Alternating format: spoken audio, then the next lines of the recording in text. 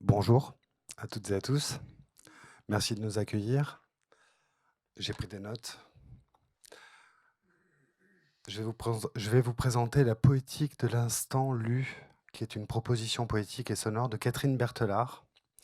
Catherine qui, pour des raisons professionnelles, n'a pas pu être parmi nous aujourd'hui et s'en excuse auprès de vous tous.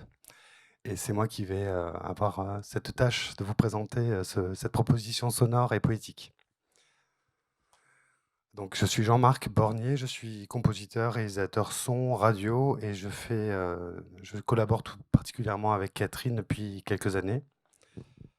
Catherine écrit de la poésie.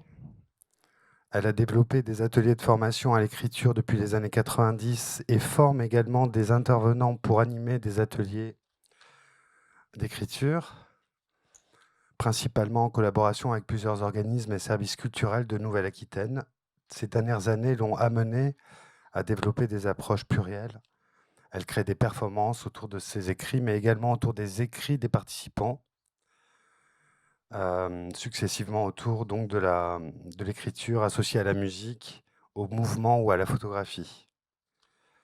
Une approche plurielle, un dialogue poétique sonore, toutes ces expériences l'emmènent à ce concept de poétique de l'instant lu.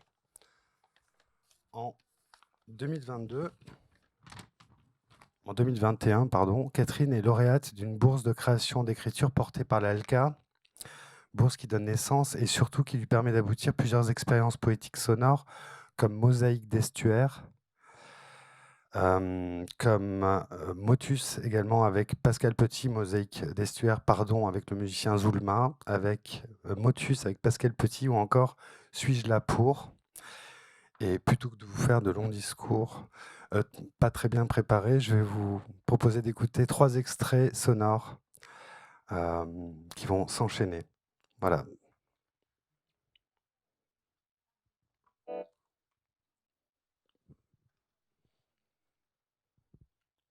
3 extraits sonores.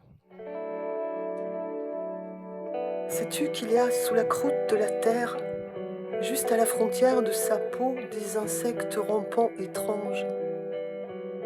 Ils ont des ailes, ils ont des griffes aussi. Ils peuvent s'enfoncer ou remonter, respirer dessus, dessous. Mais ils sont bien étranges, ces insectes rampants. Ils restent là, à la surface de la terre, à la frontière de sa croûte. Ils restent là à gratter leurs plaies, à tourner en rond, à s'enfoncer dans les couloirs sombres du labyrinthe.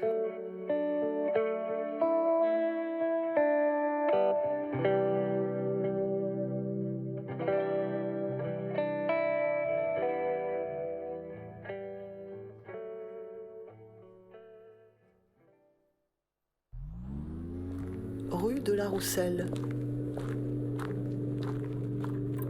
Un podcast en 6 épisodes retraçant les effondrements d'immeubles à Bordeaux. Faire du fric, vous les J'entends experts à Bordeaux en ce Daniel, moment. l'autre copropriétaire qui s'adresse à l'expert. Vendre l'appartement tant qu'il est encore temps. 600 000 € le duplex, 4 fois le prix qu'il nous a coûté.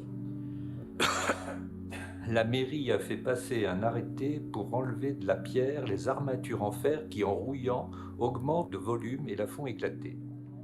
Moi, Rosalie Loris, j'habite ici depuis 1 an.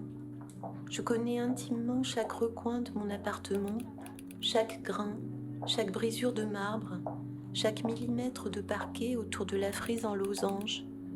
Je sais exactement comment ricoche la lumière.